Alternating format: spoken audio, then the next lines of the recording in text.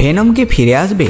যদি আসে তাহলে কিভাবে? এই প্রশ্ন আমাদের মনে সবারই হয়েছে venom the last dance movie দেখার পর। আর তাই আমি আজকে নিয়ে হাজির হয়েছি সেটারই এন্ডিং ও পোস্ট ক্রেডিট সিনের এক্সপ্লেন নিয়ে। তো হ্যালো সুপার হিরো লাভার্স, চলুন শুরু করা যাক।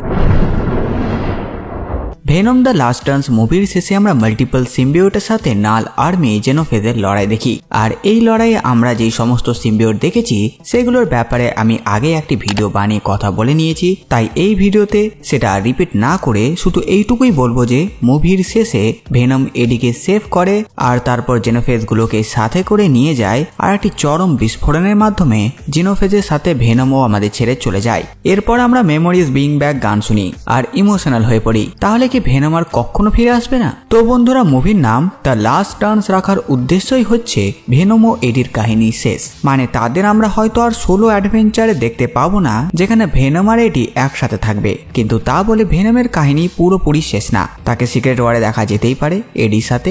আর তাছাড়া এইদিকে তার কাহিনী শেষ হলে নালের কি হবে? নালও না এসেই শেষ হয়ে যাবে। মানে নালের কাহিনী তো এই মুভির মাধ্যমে শুরু করা হয়েছে। তো এবার ভেনমের রিটার্নের পসিবিলিটিস গুলো দেখে নিই। MCU venom the last dance মুভিতে আমাদের এটা ক্লিয়ার হয়ে যায় যে ভেনম সহ এডি এমস এর ইউনিভার্সে গিয়েছিল যখন এমস এর মধ্যে স্পাইডারম্যান নো ওয়ে হোমের ইভেন্ট চলছিল।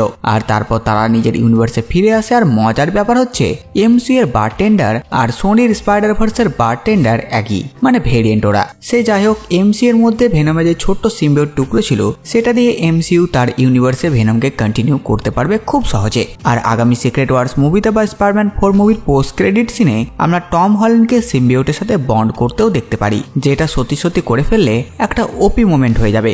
সোনি ভেনম মুভির শেষে আমরা ভেনমের মৃত্যু দেখি আর এমসিইউ তার এক টুকরো আছে সেটাও আমরা জানি, কিন্তু তাছাড়াও সোনির ইউনিভার্সেও ভেনমের একটা টুকরো আছে। যখন এডি এমসিইউ থেকে নিজের ইউনিভার্সে বাড়ে আসে সেখানে যখন সে কয়েন দিয়ে পেমেন্ট করে, সে কয়েনের সাথে তার এক টুকরো ভেনম সিম্বিওটে থেকে যায়, যেটা জেনারেল রেক্স সাথে করে নিয়ে যায় এরিয়া 51-এ। আর এই টুকরোটির ব্যাপারে মুভিতে আমাদের শেষে আর দেখানো হয়নি কি হয়েছিল, কিন্তু পোস্ট ক্রেডিট সিনে আমরা দেখি জেনোফেজ ভার্সেস সিম্বিওটের লড়াইয়ের পর পুরো এরিয়া 51-এর এরিয়া 12টা বেজে যাবার পর সেই ফ্যাসিলিটি থেকে বারটেন্ডারও বেরিয়ে আসে, যাকে জেনারেল রেক্স সাথে করে নিয়ে এসেছিল।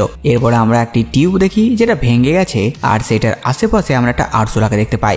আর এর আগেও আমরা যেহেতু ভেনমকে মাছ, ব্যাঙ ও ঘোড়ার সাথে বন্ডিং করতে দেখেছিলাম, আর তাই ছোট্ট সিম্বিওটের টুকরোটা এই আরশোলার সাথে বন্ডিং করে ফিরে এলে এতে আশ্চর্যের কিছু নেই। মানে ধরুন ভেনম আরশোলার সাথে বন্ডিং করে সেই বারটেন্ডারের সাথে বন্ডিং করলো আর তারপর শহরে ফিরে গেল, কিন্তু সে ফিরে এলেও এডির সাথে তার বন্ডিং এখন চট জলদি মনে হয় না দেখাবে। তারা এখন এজেন্ট ভেনমের স্টোরি লাইনকে কন্টিনিউ করবে। আর তাছাড়া এই নিয়ে আমরা একটু বেশি ভাবছি, কারণ সবার জানা আছে সোনি শেষে ঠিক হেরে দেয়। আর তাছাড়া এন্ড ক্রেডিটে তো আমরা নাল আসছে এমনও হিন্ট পেয়েছি। এবার তাকে সোনির মধ্যেও আনতে পারে কিংবা বেশি টাকা ইনকাম করার জন্য এমসিইউ কে দিতে পারে নালকে ব্যবহার করতে। যেমনটাই হোক নাল ফিরছে এটা কনফার্ম। আর তাছাড়া কিং ইন ব্ল্যাক কমিক্সে নাল পৃথিবীতে এডি বা ভেনমের জন্য আসেনি, সে এসেছিল এডির ছেলে ডাইলেনের জন্য, কারণ তার কাছে আছে নালের মতন কিছু পাওয়ার, যেটা আমি এখানে আলোচনা না করে কমিক্স বুকটির কাহিনীটা নিয়ে আসবো। তো সেই স্টোরি লাইনটা ফলো করতে পারে সোনি বা মার্বেল। তো বাস বন্ধুরা, এই ভিডিওর সাথেটুকুই। আপনারা কমেন্ট করে জানান ভিডিও আপনাদের কেমন লাগলো। সাথে সাথে আমার এই কাজ যদি আপনাদের ভালো লাগে ভিডিওটি লাইক, চ্যানেলকে সাবস্ক্রাইব করে দেবেন। তো আমি আসলে নতুন ভিডিও নিয়ে আমি প্রিন্স সালমান আর আপনারা দেখছিলেন বাংলা কমিক্স।